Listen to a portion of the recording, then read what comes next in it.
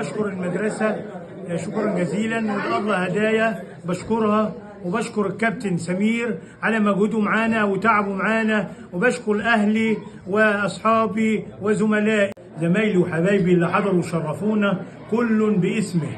الأستاذ أحمد أبو شربي، الأستاذ علاء، الأستاذ أحمد سعد رضوان، الأستاذ طه، الأستاذ محمد عبد القادر، الأستاذ علي الحفناوي اللي جه مشرفنا في آخر لحظات بس جه، والأستاذ عبد الحكيم وكل الزملاء، الأستاذ بلال والدكتور عبد المنعم وكل الزملاء. بشكر أهلي وقرايبي، زوجتي وبناتي وابني إبراهيم والدكتور عبد المنعم والحاج سعيد خال الأولاد، وبشكر الناس على اللي عملوه وقدموه ليا، وبصراحة عملوا أكتر من اللازم، وده كله انا ما استحقهوش، لان هم الفضل يرجع لهم كلهم. الاستاذ محمد ابو شربي كان استاذنا في اجا بنين، هو اللي علمنا الحاجات الحلوه دي.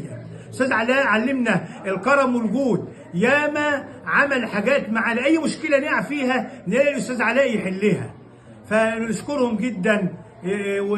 والف مبروك لطلوع على المعاش، وانا بصحه جيده والحمد لله، وبقبض معاش وحلو والحمد لله.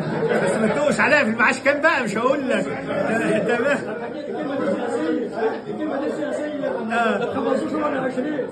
في المعاش؟ لا انا لسه ما وصلوش على حاجه. وبشكر الساده الزملاء، وبشكر الاهل والاقارب، وبشكر الطلبه وكرموني كتير، وبشكر كل الناس ان شاء الله. شكرا لكم، شكرا.